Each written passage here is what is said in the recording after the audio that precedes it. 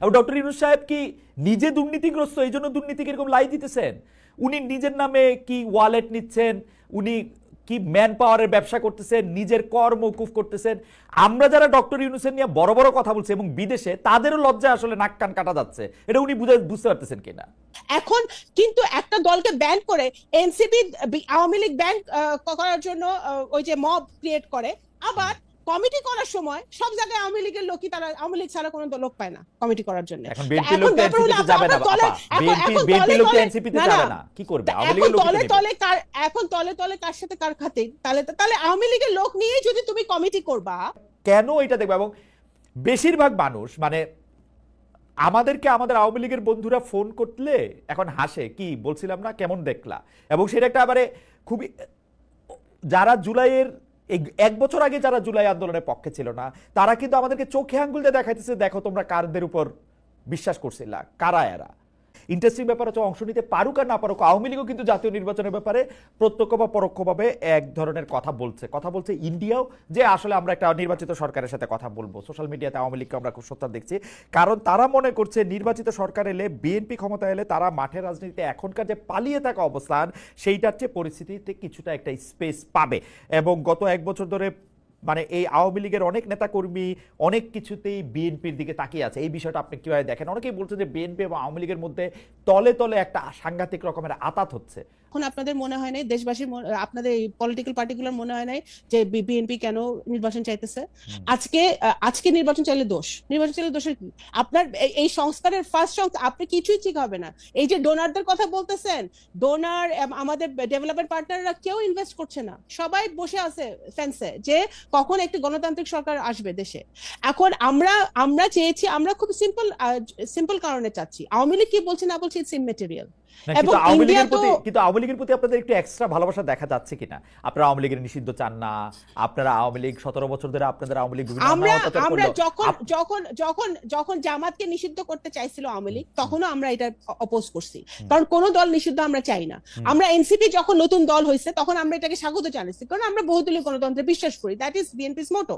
এখন কিন্তু একটা দলকে ব্যান করে এনসিপি আওয়ামী লীগ ব্যান করার জন্য ওই যে মব ক্রিয়েট করে, আবার কমিটি করার সময় সব জায়গায় আওয়ামী লীগের লোকই, তারা আওয়ামী লীগ ছাড়া কোনো লোক পায় না কমিটি করার জন্য। এখন বিএনপি লোক এনসিপিতে যাবে না, বিএনপি লোক এনসিপিতে যাবে না, কি করবে? আওয়ামী লীগের লোক এখন তলে তলে কার সাথে কার খাতে, তাহলে আওয়ামী লীগের লোক নিয়ে যদি তুমি কমিটি করবা, তাহলে আর শিবির হলো ছাত্রলীগ করবে, পরে উন্মোচিত হবে সে শিবির। তাহলে নামে রাজনীতি করেছে, বিএনপির নামে আন্দোলন করেছে, বিএনপির নামে জেল খেটেছে, বিএনপির নামে সবকিছু করেছে। আমরা তো কোনো ছদ্মবেশে কোনো কিছু করি নাই। আমরা সারা জীবনে 17 বছর ধরে আমরা নির্বাচন চেয়ে আসছি, কারণ গণতন্ত্র নাই। একটা যেই আসুক, আজকে যদি যেই ক্ষমতায় আসুক, সেটা সব মুখ্য না, মুখ্য একটা ভোটাধিকার আমাদের প্রতিষ্ঠা করতে হবে। আজকে এত কিছু যে অধপতন, এত কিছু যে নাই, প্রত্যেকটা প্রতিষ্ঠান ধ্বংস। এই যে প্রত্যেকদিন সংস্কারের কমিশনে আপনারা বসতেছেন, সবাই কেন বসতেছেন? কারণ 17 বছর ধরে সবকিছু। কিন্তু মানে এখন দেশের যে অবস্থা বা এই সরকারের যে অবস্থা, দুর্বল সবল যেমনি বলুক, আমার কাছে একটা বলশালী সরকার মানে হচ্ছে যে সরকারটার আসলে সবগুলি উইং ভালোভাবে কাজ করে। এখন সরকারটা, এটাকে এখন হাসান খান ভাই যে নামই দেখ না কেন, এখন সরকারটা যে অবস্থা, কেউ যদি এই প্রশ্ন করে আসলে কি নির্বাচনের জন্য দেশটা নিরাপদ, নির্বাচন কি দিতে পারবে এই সরকার, নির্বাচন করতে পারবে? এটা আমাকে জিজ্ঞেস করছেন? জি আপা। হ্যাঁ, এখন এই সরকারের তো দুর্বলতা অলরেডি উন্মোচিত হয়েছে, কারণ তাদের প্রেসার গ্রুপ হিসেবে সমন্বয়করা এনসিপি কাজ করে। সো তাদের নিজেদেরকে শক্তিশালী হতে হবে, এবং তারা যদি প্রয়োজন, এতগুলো রাজনৈতিক দল আছে, সবগুলো দলের থেকে তারা সাজেশন নিতে হবে। প্রশাসন কিভাবে তারা সবল করবে, তারা অ্যাডমিনিস্ট্রেশন কিভাবে সবল করবে। তাদের এখনো আওয়ামী লীগের লোকজন প্রত্যেকটা এজেন্সিতে আছে, আওয়ামী লীগের লোকজন প্রত্যেকটা সচিবালয়ে আছে। এদেরকে কিভাবে তারা সংস্কার, মানে এদের কিভাবে বের করবে, সেগুলো তো আগে তারা ঠিক করবে। এগুলো 1 বছর চলে গেছে, তারা কিছুই করে নাই। এখনো বিভিন্ন প্রশাসনের লোক, বিভিন্ন স্তরে স্তরে হাসিনার লোক রয়ে গেছে, এগুলোকে এখনো ছাঁটাই করতে পারে না, অথচ লোক পালা যাচ্ছে। এগুলো ঠিক করতে হবে। আপা, এটা নিয়ে শেষ প্রশ্ন, কেন এই কথাটা বারবার উঠছে? কারণ বিএনপি তো এই দেশটাকে যথেষ্ট নিরাপদ মনে করছে না, সেজন্য বিএনপি প্রধান নেতা দেশে আসছেন না, অনেকে বলতেছেন এরকম। তারেক সাহেব দেশে আসছেন না কারণ দেশকে যথেষ্ট নিরাপদ মনে করছেন না, এবং দেশ যথেষ্ট নিরাপদ না অথচ নির্বাচন চাচ্ছে। ব্যাপারটা একটা দুই রকম অবস্থান হচ্ছে কিনা?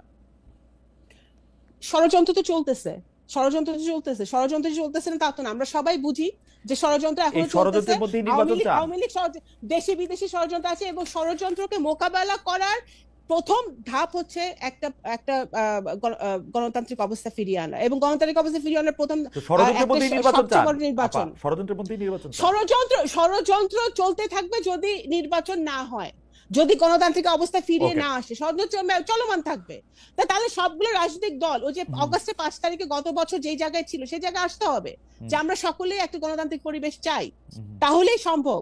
এখন ডক্টর ইউনূস যদি তার প্রশাসনকে শক্তিশালী করতে না পারে, নির্বাচন কমিশন বলতেছে নির্বাচন কমিশন রেডি, পুলিশকে আরো শক্তিশালী করতে হবে, অ্যাডমিন ক্যাডারকে শক্তিশালী করতে হবে, এবং যারা রাজনৈতিক দলগুলো যারা পার্টিসিপেট করবে নির্বাচনে তাদেরও আরো মানে ইন্টেনশন থাকতে হবে যে একটি গণতান্ত্রিক ব্যবস্থা কায়েম করা, যেখানে একটি সুন্দর নির্বাচন আমরা দিতে পারি। রাজনীতি তো আর পেশা হইতে পারে না। মানে ধরেন আমি যদি এখন একটা দলের রাজনীতি করি, ওকে আমাকে বেতন দিবে, টাকা দিবে, মানে টাকাটা আমি কই পাবো? ধরেন আমি এখন সাংবাদিকতা করে কিছু টাকা পাই, আমি এখন পলিটিক্স করতে গেলাম, আমি এটা বুঝতে চাইতেছি যে এই পলিটিক্স করতে গেলাম, ধরেন বিএনপি করতে গেলাম, ধরেন হাসান ভাইয়ের দলই করতে গেলাম, ওইটা থেকে আমি টাকা পাবো? মানে এটার হিসাবটা কি? বিদেশে শুনেন, বিদেশে কিন্তু অনেক অনেক পলিটিক্যাল বিদেশে পার্টি হয়, আছে, বিদেশে হয়, না দেশে বিভিন্ন দেশে they get paid for it, তাই না? তারা রাইট। বাংলাদেশ কমিউনিস্ট পার্টিও পায়। বাংলাদেশে তো বিএনপি বা আওয়ামী লীগ বা জামাত, আমি জানি না পায় নাকি, এরকম কোন দল, কিন্তু কোন দল থেকে কোনো টাকা পয়সা আমরা দেওয়া হয় না। কমিউনিস্ট পার্টি পায়, ভালো কথা, দে আর লাকি, তারা পায়। কিন্তু বিএনপির মতো এত বড় দলে একটা দল মেনটেন করা, সেখানে তো এখানে দল থেকে তো এরকম কিছু হয় না। বাট আমি মনে করি পলিটিক্স কখনো পেশা হতে পারে না। পলিটিক্স অফকোর্স আমরা প্যাশন থেকে করি। এই লোকটা চলবে কি করে? এই লোকটা ঘরের মানে বউ বাচ্চারা খাওয়াবে কি করে? না, একজন শিক্ষক রাজনীতি করছে না, একজন ডাক্তার রাজনীতি করছে না, একজন ইঞ্জিনিয়ার রাজনীতি করছে না, আমি সবাই তো এক ব্যবসায়ী রাজনীতি করছে। পেশা হিসেবে তো একটা কিছু থাকতে হবে। একটা পেশা হিসেবে একটা কিছু থাকতে হবে। হ্যাঁ, ডেফিনেটলি। কারণ রাজনীতি, যেমন ছাত্র দল, আমি দেখেছি যে ছাত্রদের তো টাকা পয়সা থাকার কথা না, ছাত্ররা কিভাবে চলবে? ছাত্র রাজনীতি করবে কি? ছাত্র দল, আই থিঙ্ক সেটা দলের দেখা উচিত যে আমি এই জায়গায় একটু আপনার একটু আটকাই এবং এই প্রশ্নটা করি, আপনাদের দলীয় প্রধানের পেশা কি তাহলে আসলে? ওনার অবশ্যই আয়ের উৎস নিশ্চয়ই আছে, আমরা কেউ জানি না উনি কিভাবে ওনারা এখন এইটা উনি এতদিন ধরে দেশের বাইরে আছেন, ওনার ফ্যামিলি আছে, ওনার স্ত্রী আমার ডক্টর জুবাইদা কর্মরত আছেন, তো ওনাদের আয়ের উৎস তো ফ্যামিলি থেকেও আসতে পারে, আয়ের উৎস বিভিন্ন জায়গা থেকে আসতে পারে। আয়ের উৎস তো সেটা যে পাবলিক নলেজ হতে হবে। আমার আয়ের উৎস তো পাবলিক নলেজ না, আমার আয়ের উৎস আপনি জানেন না, বাট দ্যাট ডাজন্ট মিন যে আমার কোনো আয় নাই। হ্যাঁ, তো আয়ের উৎস যে সবার জানতে হবে এমন কোনো কথা নেই, অ্যাজ লং অ্যাজ উনি ট্যাক্স ফাইল করছেন, অ্যাজ লং অ্যাজ ওনার ফাইলস সব ক্লিয়ার আছে, দ্যাটস অল। ধরেন শামাপা, এটা মনে হইতে পারে যে আমি কিন্তু জনাব তারেক রহমান রে, বেগম খালেদা জিয়ারে খুবই পছন্দ করি, বাংলাদেশের সব লোকরে আমি পছন্দ করি, কিন্তু ঘটনা হচ্ছে যে ধরেন আমার মেয়ে যদি জনাব তারেক রহমানের মতো হইতে চায়, তো সে যদি আমরা জানতে চায় যে উনি কি করেন, তাহলে আমাকে বলতে হবে যে উনি আসলে পলিটিক্স করেন, তাই তো? না, ওনার আয়ের উৎস ওনার ফ্যামিলি থেকে আসে নিশ্চয়ই, ওনার ফ্যামিলি থেকে আসে নিশ্চয়ই, সেটা তো অবশ্যই। আরো ভয়ঙ্কর হলো, ও তাহলে আমার থেকে টাকা নিয়ে রাজনীতি করবে, তাই তো? আপনার মেয়ে তো আপনার কাছ থেকে টাকা চাইতে পারে, আমার বাবা বেঁচে থাকলে বাবার কাছে টাকা চাইতেই পারে। ওকে, আপনাকে অনেক ধন্যবাদ আপা। আমি বাবা মারা তো ছেলে মেয়েদেরকে করবেই। আমি একটু জনাব অ্যাডভোকেট হাসান কাইমের কাছে চাই। জনাব অ্যাডভোকেট হাসান কাইম, আপনি কি আমাদেরকে একটু বলবেন যে আমার রিডিং হচ্ছে এই সরকার আগেও দুর্বল সরকার ছিল, কিন্তু ক্রমাগতভাবে দুর্বলতর বা দুর্বলতম সরকারে পরিণত হচ্ছে। আমি মোটা দাগে দুইটা ঘটনার দিকে আপনাকে দৃষ্টি আকর্ষণ করতে চাই। গত কয়েকদিন আগে আমি দেখলাম যে মাইলস্টোনের ঘটনার পরে কয়েকটা রাজনৈতিক দলের সাথে উনি বৈঠক করলেন। কেন এই 4টা দল বাঁচলেন, কেন পরে আবার আর 14টা দল, মানে কারা বড় দল কারা ছোট দল, কিভাবে এটা মাপা হলো এটা আমি বুঝি নাই। এইটা একটা দুর্বলতার লক্ষণ মনে হয়েছে। আবার একটা দুর্বলতার লক্ষণ মনে হয়েছে, ওইখানে অংশগ্রহণকারী একটা রাজনৈতিক দলের নেতা বাইরে এসে বলল যে ইউনূস সাহেব 4-5 দিন পরে ঘোষণা দিবেন যে আসলে ইলেকশন কবে হবে। পরে আবার আমরা এটার কিছুই শুনলাম না। আমরা ইউনূস সাহেব সম্পর্কে এরকম কথা আরও শুনছিলাম, এনসিপি বলছিল যে ইউনূস সাহেব পদত্যাগ করতে চান। তো আরো দুর্বল আমার কাছে মনে হইতেছে, আপনি দেখবেন যে এই সরকারের একজন উপদেষ্টা যেন মাহফুজ আলম, তিনি মানে এই যে এনসিপির বা এনসিপি ঘনিষ্ঠ বা আগে এনসিপি ছিল এখন বৈষম্য কি জানি আমি জানি না এত কিছু, ওরা এখন চাঁদার কথা বলা হওয়াতে তিনি একটি ফেসবুক স্ট্যাটাস দিয়েছিলেন বাংলাদেশের মধ্যরাতে। সেইখানে তিনি একটা কথা বলছিলেন, সেটা হচ্ছে নতুন একটি দলের মহারথীরা, এবং ইঙ্গিত করেছিলেন তিনি টাকা পয়সা সহ একটি সার্কেল মেনটেন করতেছেন, একটা দুর্নীতির একটা চক্র মেনটেন করতেছেন। পরে তিনি এটা আবার চেঞ্জ করছেন। এখন এরা আসলে কারা, মানে এই এই এই জিনিসগুলি কোথা থেকে হইতেছে? মানে সরকারের কি আপনি মিনিমাম কোনো কন্ট্রোল দেখেন কিনা? আমি অন্য কোনো কিছুর দিকে যাইতে চাই না, আমি শুধু আমার টাকা পয়সার হিসাবটা চাই। এইখানে নিউ ইয়র্কে এখন সবচেয়ে বড় খবর বলা হইতেছে, সরকারের একজন উপদেষ্টা যিনি জাতীয় নিরাপত্তা উপদেষ্টা তিনি এই দেশে আসছেন, তিনি ওই যে টেরিফটা যাতে একটু কমান ট্রাম্প সাহেব দয়া করে, এই জন্য উনি বোয়িং কিনবেন, অন্য জিনিস অনেক বেশি টাকা দিয়ে কিনবেন, এবং এর কোনো কিছু আমাদেরকে কিছু বলবেন না। হাসান কাইম ভাই, আপনার কিন্তু জুলাই আগস্ট এই এক বছরের হিসাব না, আপনি গত 10 বছর ধরে লেখালেখি করতেছেন, বলতেছেন। এই জিনিসের জন্য কি আসলে আমার একটু আপনি যদি আমার একটু বুঝায় দেন যে মানে এই অর্থনৈতিক দিক দিয়ে আসলে কি হইতেছে? এবং ডক্টর ইউনূস সাহেব কি নিজে দুর্নীতিগ্রস্ত, এই জন্য দুর্নীতিকে এরকম লাই দিতেছেন? উনি নিজের নামে কি ওয়ালেট নিচ্ছেন, উনি কি ম্যান পাওয়ারের ব্যবসা করতেছেন, নিজের কর মওকুফ করতেছেন? আমরা যারা ডক্টর ইউনূসের নিয়ে বড় বড় কথা বলছি এবং বিদেশে, তাদেরও লজ্জা আসলে নাক কান কাটা যাচ্ছে। এটা উনি বুঝতে পারতেছেন কিনা? জনাব হাসনাত কাইম। জি, আপনার তো অনেকগুলো প্রশ্ন একসাথে, একটা করে একটু বলি। জি। প্রথমত দুর্বলতা তো হচ্ছে আসলে দুর্বলতা সবলতা খুব বেশি ধরেন খারাপ ব্যাপার না, হইতে পারে যে আপনি দুর্বল অথবা আপনি আসলে সবল, কিন্তু বিষয়টা এর চাইতে খারাপ। মানে আমাদের তো কখনো দুর্বল সরকার দেখে অভ্যাস নেই। একবার এরশাদের সময় আপনার মনে থাকার কথা, এরশাদকে আমরা একটু দুর্বল সরকার পাইছিলাম, কারণ সবাই তার বিরুদ্ধে ছিল, আর তার একটা বড় পার্টি টাটি ছিল না ওইরকম, তাকে দাঁড়াইতে হইতো পুলিশ টুলিশ নিয়ে। যতই হোক তাকে আমরা স্বৈরাচারী এরশাদ কিংবা সামরিক বাহিনীর এসব বলতাম টলতাম, কিন্তু তারপরেও তখনকার সময় মানুষ এক ধরনের একটা ডেমোক্রেটিক রাইট এনজয় করত। এইটা হইলে ধরেন একরকম, কিন্তু আমাদের এখনকার সরকারের যদি ধরেন এই যে উদাহরণগুলি আপনি দিলেন এগুলি কিংবা আরো অন্যান্য উদাহরণ মিলায় যদি আপনি দেখেন, তাইলে দেখবেন যে আসলে আমি যেটা অনেক সময় বলছি যে এই সরকার অদক্ষ এবং তার কোনো ভিশন নাই, কোনো হোমওয়ার্ক নাই, সে কোনো প্রায়োরিটি সেট করে না এখন পর্যন্ত। 1 বছর গেছে, আমি যতবার এই সরকারের সাথে দেখা করছি প্রথম থেকে তাকে আমরা শুধু বলার চেষ্টা করছি যে আপনি প্রায়োরিটিটা সেট করছেন কিনা, কি কি আপনি এই মুহূর্তে করতে পারেন এবং কি কি করতে চান সেটা আপনারা ঠিক করছেন কিনা, এবং সেইভাবে অ্যাক্ট করতে পারতেছেন কিনা। এরা সবসময় আমাদের আশ্বস্ত করছে যে ওদের প্রায়োরিটি সেট করা আছে, কিন্তু কার্যক্রম যখন পরিচালিত হয় তখন দেখা যায় যে আসলে কোনো প্রায়োরিটি নাই।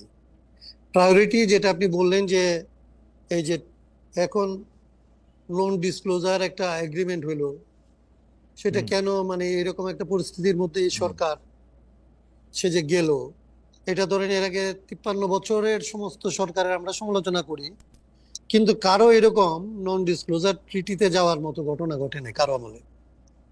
যদিও ধরেন একটা তাজউদ্দিন সাহেবের নামে কিংবা শেখ মুজিবের নামে ভারতের সাথে এরকম একটা গোপন চুক্তির গল্প বলা হয়, তো যেটার কোনো ধরনের আসলে কোনো ভিত্তি নাই, যেটা এখন যেটার ধরেন ভিত্তিটা আমরা সবাই জানি, এবং একজন এটা ডিসক্লোজ করার জন্য তার বিরুদ্ধে ধরেন সিক্রেসি অ্যাক্টে মামলা পর্যন্ত হয়েছে।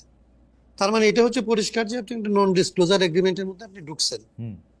টেরিফের ব্যাপারটা তো সারা দুনিয়া জুড়ে আসলে বসে, আরে ট্রাম্পের যে পলিটিক্স, সেই পলিটিক্সের মধ্যে আমরা তার পলিটিক্সের একটা শিকার হয়েছি, সেটাকে কিভাবে মোকাবেলা করা যায় তো এটা হয়তো জানা, আমরা এখনই ধরেন এরকম বলতে পারবো না যে এই হইলে হইতে পারতো। কিন্তু আমাদের দেশের ব্যবসায়ীরা খুব ক্যাটাগরিক্যালি অভিযোগ করছে যে তারা এই মানে এই অবস্থাটার মধ্যে আলোচনার মধ্যে যুক্ত হইতে চাইছে প্রতিনিধি হিসাবে, তারা লবিস্ট নিয়োগ করতে চাইছে, কিন্তু তাদেরকে আসলে এন্ট্রান্স দেওয়া হয়নি, তাদেরকে আসলে কোনোভাবেই এই চুক্তি নিয়ে আলাপ আলোচনা করার জায়গায় তাদের কোনো প্রতিনিধিত্ব তারা আসলে পায় নাই।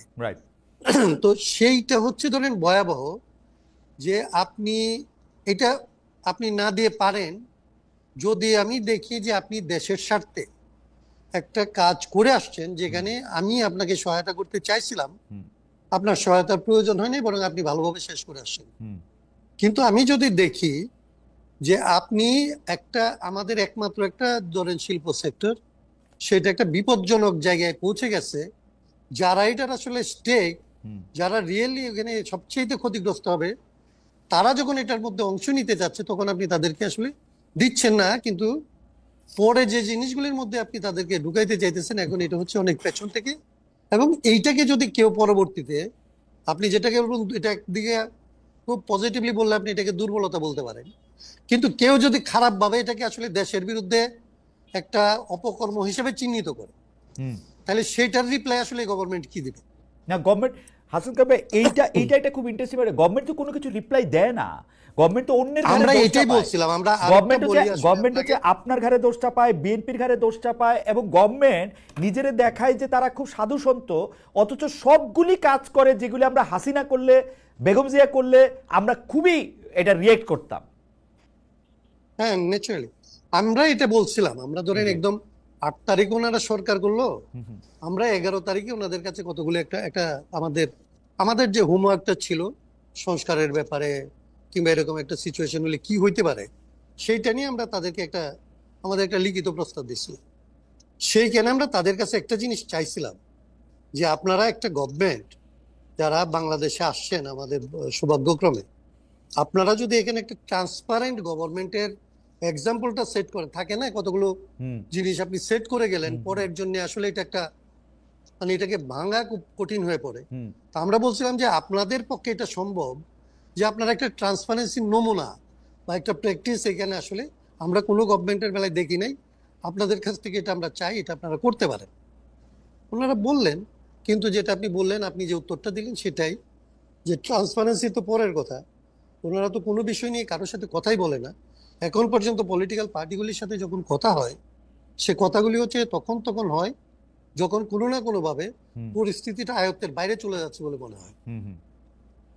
মানে আবার দোষের কথা যেটা বললেন, সেই দোষের জিনিসগুলি কোনো না কোনো ভাবে হয় আগের সরকারের ধরেন দোষরদের উপরে, তারা তো নিশ্চয়ই দায়ী, কিন্তু তাদেরকে কন্ট্রোলে করে আপনি দেশের সার্ভিস দেবেন, আপনি মানুষকে এর চাইতে বেটার সার্ভিস দিবেন, এর জন্যই তো আপনাকে আসলে সবাই মিলে সমর্থন করে সরকার বানিয়েছে। তারপরে দেখেন অ্যাডভোকেট হাসান কায়েম, আগের সরকারে তো অবশ্যই দোষ আছে, আগের সরকারে পুলিশ বাহিনী বলে একটা ব্যাপার আছে, কিন্তু তাই বলে আপনি আমার একটা অযোগ্য স্বরাষ্ট্র উপদেষ্টা দিয়ে রাখবেন যে মানুষের গিয়া কয় ডাল দিয়ে ভাত খাইছো না ভাত দিয়ে ভাত খাইছো, কি এইটা? মানে আগের সরকারের পুলিশ খারাপ, সেই জন্য আপনি একটা খারাপ স্বরাষ্ট্র উপদেষ্টা দিবেন, এটা কোন হিসাব? মানে আপনি যদি ওনাদের যদি কোনো মূল্যায়ন করার থাকতো, তাহলে তো আমি জানি না, ওনারা তো এনজিও হইলেও চালাইছে, ওনাদের অনেকেই এনজিও চালাইছে, তো এনজিওরও তো ধরেন একটা অডিট রিপোর্ট হইলেও জমা দিতে হয়, তাদের একটা রিভিউ করতে হয়। এরা 1 বছরের রিভিউ করলে এদের কারো কোনো পদে থাকার নিজেদের কোনো নৈতিক ভিত্তি তারা নিজেরা খুঁজে পায় কিনা আমি তো জানি না। কিন্তু আমি যতদূর এনজিও কে জানি, এনজিও তো হচ্ছে প্রজেক্টটাকে যদি যত লম্বা করতে পারে তত তো তাদের ভালো, মানে ফেইলিওর তো এখানে এক ধরনের সাকসেস। উনারা তো না, সেটাই মানিক বন্দ্যোপাধ্যায়ের পাঁচির মতো, উনারা তো ঘাটা বাঁচায় রাখতে চান, কারণ ঘাট সেটা ঠিক আছে, কিন্তু সেটা আমি আপনার ওই জায়গাটায় যাচ্ছি না, ওইটা একটা ফিলোসফিক্যাল ডিবেট। আমি বলছি যদি এটাও করতে হয়, আপনার যদি পাঁচির মতো ঘাটাকে আপনি লম্বা করতেও চান, তাইলেও তো আপনাকে ডোনারদেরকে স্যাটিসফাই করতে হয় যে বাইরে এই টাকাটা এইভাবে আনছিলাম, এইভাবে খরচ করছি, এই কারণে আরো লাগবে। অ্যাডভোকেট হাসান কায়েম, সেইটুকু দক্ষতা কি সরকার দেখাইতে পারছে না? সেইটুকু দক্ষতা মানে মানুষকে যে বলবে যে আমি 12 মাস আছি, আমাকে এই কাজগুলি আমি 12 মাসে করছি, এই কাজগুলি আমার আসলে চলতেছে, এইটা শেষ হওয়ার জন্য আমার এতদিন সময় লাগতে পারে, আমাকে এই সময়টুকু আসলে অ্যালাউ করো এবং সবাই মিলে আমাকে আসলে এই কাজটা করতে সহায়তা করো, এইটা বলার তো কোনো, ওনারা তো এটা বলছেন না। এবং ওনাদেরকে 18 মাসের একটা প্রজেক্ট দিয়েছিলাম, মানে আমরা এরকম একটা ধরেন, মানে আমি বললাম না যে 11 তারিখে আমরা ওনাদেরকে 18 মাসের মধ্যে এই সংস্কার, নির্বাচন, সমস্ত কাজটা সম্পন্ন করা যায়, এবং এই লেভেলে না, আমরা বলছিলাম যে এটা ব্যাপক অর্থেই করা যায়। মানে ওনারা তো এখন কেবলমাত্র পলিটিক্যাল পার্টিগুলির সাথে কথা বলতেছে, আমরা তো চাইছিলাম যে এটা পলিটিক্যাল পার্টির সাথে কথা বলবে, নন পার্টি পিপলদের সাথে কথা বলবে, নন পার্টি অর্গানাইজেশনগুলির সাথে কথা বলবে, অন্যান্য স্টেক হোল্ডারদের সাথে কথা বলবে, অন্যান্য জাতিগোষ্ঠীর সাথে কথা বলবে, বিভিন্ন সংখ্যালঘু সম্প্রদায়ের সাথে কথা বলবে, ঢাকার বাইরে কথা বলবে, ঢাকার বাইরের মানুষের সাথে বলবে, এবং এটা পুরোটা সম্ভব। এটার জন্য তো আসলে এটা কেন হইলো না, এটা তো কোনো ব্যাখ্যা তারা আমাদের দেয় না, এবং আমরা তো এই 11 তারিখে আমরা আবার এটাকে ডিসক্লোজ করব যে গত বছরের 11 তারিখে আমরা কি দিছিলাম। ওকে, হাসান কামাল ভাই, আমরা যেহেতু অনেকগুলি বিষয় নিয়ে কথা বলতে হবে, আপনি চট করে এই প্রসঙ্গে একটু কথা বলবেন কিনা? আমাদের একজন দর্শক অনিক ঘোষ, উনি বলছেন যে ভাই আপনারা অনেকগুলি বিষয় নিয়ে কথা বলেন, প্রতিবাদ করেন, কিন্তু রংপুরের হিন্দু পরিবার, আমাকে বলছেন যে রংপুরের হিন্দু পরিবারগুলির উপরে হামলার বিষয়ে আপনি কিছু বললেন না। অ্যাডভোকেট হাসান কামাল, আপনার কাছে এই বিষয়ে একটু শুনতে চাই। আপনার কাছে একটু জোড়া লাগাই দিতে চাই যে আপনি যদি একটু 2 মিনিটে এইটাও একটু বলেন যে আপনি বিশেষ করে, আমি আপনাকেই বলতেছি, মানে আমি এটা প্লুরালেও বলতেছি না, যে দীর্ঘদিন রাষ্ট্র সংস্কার, রাজনৈতিক সংস্কার, দলে গণতন্ত্র চর্চার দাবিতে যিনি অনেকদিন ধরে সোচ্চার ছিলেন, বিশেষ করে বড় দলগুলোর পরিবারতন্ত্র, দীর্ঘ সময় ধরে আজীবন একজন দুজনের মধ্যে নেতৃত্ব থাকা, নেতৃত্ব সীমাবদ্ধ থাকা, এগুলি নিয়ে আপনারা যখন কথা বলছেন, তখন ধর্মভিত্তিক দলগুলোর ক্ষেত্রে আপনারা সেভাবে তাকান না। এইটা কি আপনাদের একটা বা সেভাবে সমালোচনা করেন না, এইটা কি আপনাদের একটা পপুলিস্ট মুভ কিনা? হাসান কামাল ভাই, এটা যদি একটু বলেন, রংপুরের ব্যাপারটাও যদি একটু বলেন। আপনি এটা পরেও আবার বলতে পারেন, আমরা সামাপাত থেকেও একটু কথা শুনে আসতে পারি, বা আপনি আপনার ইচ্ছা। আমি তাহলে ধরেন আমি ওই যে প্রথমত হিন্দু, এইটা একটু বলে দেন। জি, রংপুরের হিন্দুদের ব্যাপারে আমরা একেবারেই ধরেন আমাদের বিবৃতিটা একটু দেরিতে গেছে। মানে আমি আপনাকে বলি যে আমি আপনার এখানেও আজকেও অ্যাটেন্ড করতে চাই নাই। আমার হচ্ছে জ্বর, এখন এটা আমার ব্যক্তিগত ব্যাপার বলতেছেন তো, এই জন্য বলতেছি, দলের জায়গাটা এইভাবে ব্যাখ্যা করা যাবে না। তো আমার নিজের অসুস্থতা এবং ইয়ের কারণে কিছু পরিমাণে আমাদের দলীয় কার্যক্রমও ধরেন একরকমের সংকট হয়। মানে আমাদের দুইজনকে একদম ধরেন কমিশনে বসে থাকতে হয় সারাদিন। আমি মোটামুটি মাঠের কাজ এবং এগুলি দেখতাম, সেই জায়গাটার মধ্যে আমি গত 3-4 দিন একদম, আজকেই প্রথম আমি আপনার সাথে কথা বলতেছি এবং বের হয়েছি। ওকে, তার মানে আমার জ্বর, কাশি এরকম জায়গাটা ছিল। কিন্তু আমরা আজকে আপনি দেখবেন যে আমি নিজে এটার ব্যাপারে বলছি, আমাদের দল থেকে বিবৃতি গেছে, এবং এইসব ব্যাপারে আমাদের কোনো ধরনের হেজিটেশনের কোনো জায়গা নাই। বাংলাদেশে ধরেন আমরা এই হিন্দু কিংবা আসলে দলিত এদের সাথে যে সংবিধান সংস্কার নিয়েও কোনো কথা হয় নাই, এটা নিয়ে আমরা আলাদা আলাদা অনেকগুলো আলোচনা করছি। সো এইটা হচ্ছে আমাদের একান্ত ধরেন মানে অযোগ্যতা বলতে পারেন, কিন্তু আমাদের ইন্টেনশনের কোনো জায়গা থেকে এটা করি নাই। এটা হচ্ছে এক। আচ্ছা, তাহলে বাকিটা মানে ধর্মভিত্তিক দলগুলো বা বামপন্থী দলগুলো সম্পর্কে আপনাদের দৃষ্টিভঙ্গি আমি ফিরে এসে আবার শুনি আপনার দৃষ্টিভঙ্গি। জনাব শামা ওবায়েদ, আপনাদের মহাসচিব সম্প্রতি বলেছেন যে আগে ঘুষ দিতে হতো 1 লাখ টাকা, এখন দিতে হয় 5 লাখ, কিন্তু দেশ জুড়ে ঘুষ বাণিজ্য, তদবির বাণিজ্য, চাঁদাবাজি, টেন্ডারবাজি এর বেশিরভাগই নিয়ন্ত্রণ করছেন বিএনপি পন্থীরা। কেউ কেউ বলে থাকেন মানে কিছু করছে বিএনপি, কিছু করছে এনসিপি, অল্প কিছু করছে জামাত, আমাদের কাছে মানুষজন এরকম বলে। তাই সুশাসন নিয়ে অন্তর্বর্তীকালের সমালোচনা বিএনপির দিক থেকে, আমি বলতে চাই এটা বিএনপির দিক থেকে কতটা মানানসই। আরও একটা জিনিস আমি এখন ইদানিং খুব দেখতে পাচ্ছি, প্রশাসনে যারা আছেন, পুলিশের, প্রশাসকদের, মানে অ্যাডমিন ক্যাডারের, তাদের অনেকেই এই একটা কথা বলতে চাচ্ছেন যে তারা আসলে বিএনপির সাথে ঘনিষ্ঠ বা তরুণ বয়সে ছাত্রদল করেছেন, যেভাবে তারা বলতেন আওয়ামী লীগ আমলে, শেখ হাসিনা সরকার আমলে যে আমি শেখ হাসিনা সরকারের খুব ঘনিষ্ঠ বা শেখ হাসিনার দলের খুব ঘনিষ্ঠ বা ছাত্রলীগ করেছি, সেই একইভাবে তারা এখনই বলতে শুরু করেছেন। এই ব্যাপারটাকে আপনি আসলে কিভাবে দেখবেন? মানে সরকারের নিয়ন্ত্রণে তো আর থাকা সম্ভব না, কারণ বিএনপি অলমোস্ট সবকিছুর নিয়ন্ত্রণে চলে গেছে। শামাপা, আপনি যদি একটু বলতেন। এই কথার কোনোই বেসিস নাই একেবারেই। মানে এটার মধ্যে মানে প্রথম কথা হচ্ছে যে বিএনপি এখন রাষ্ট্রের দায়িত্বে সরকারে নাই। বিএনপি চাঁদাবাদ, বিএনপি বড় দল, বিএনপির নাম ভাঙানো সহজ। বিএনপি যদি 2-4 জন চাঁদাবাজি কোথাও করেও থাকে, সেটার ব্যবস্থা বিএনপি নিচ্ছে। এবং আপনার যেভাবে আপনার এই সরকার, যে আপনারা এতক্ষণ আলাপ করছিলেন না যে এই সরকার দুর্বল, এই সরকার সবল, তো এই সরকারের দুর্বলতা হচ্ছে যে এই সরকার প্রথমে প্রফেসর ইউনূস এসেছেন ক্ষমতায়, উনি বলেছেন যে উনি ছাত্রদের ডাকে সাড়া দিয়ে এসেছেন বা ছাত্ররা ওনাকে বসিয়েছে। তো এনসিপি যদি আমরা ধরেই নিই, একটা পারসেপশন ক্রিয়েট হয়েছে যে এনসিপি এই সরকারের একটা এক্সটেনশন। আর এনসিপি এবং সমন্বয়ক শব্দটা আবার না, কোন দিন আমরা দেখবো যে সমন্বয়ক শব্দটা গালিতে পরিণত হয়েছে বাংলাদেশে, বাংলা শব্দটা। কারণ সমন্বয়ক নামে যে পরিমাণে চাঁদাবাজি হচ্ছে এবং যে পরিমাণে বিভিন্ন জায়গায় টাকা নেওয়া হচ্ছে, এবং আমি ব্যক্তিগতভাবে অনেক ইনসিডেন্ট জানি, যেটা আমি এখানে বলতে পারবো না আপনার সাথে, যে আপনার সমন্বয়ক নামে বিভিন্ন জায়গায় ইভেন আওয়ামী লীগের লোকজনের কাছ থেকে চাঁদা নেওয়া হচ্ছে, যারা সবাই তো পালায় নাই, অনেকে তো এখন আছে দেশে, নেওয়া হচ্ছে। তো এখন কথা হচ্ছে যে বিএনপির নামটা ব্যবহার করা সহজ, এই জন্য মানুষ বিএনপির নামটা ব্যবহার করছে। এবং জামাতের জামাত করে বা জামাতের ব্যাকগ্রাউন্ড আছে, এরকম বহু লোক অ্যাডমিন ক্যাডারে এখন এখন আছে। আপনার এনসিপির যত এবং সমন্বয়করা যত বেশি সচিবালয় ঘোরাফেরা করে, তার 0.5% বিএনপি লোকজন যায় না।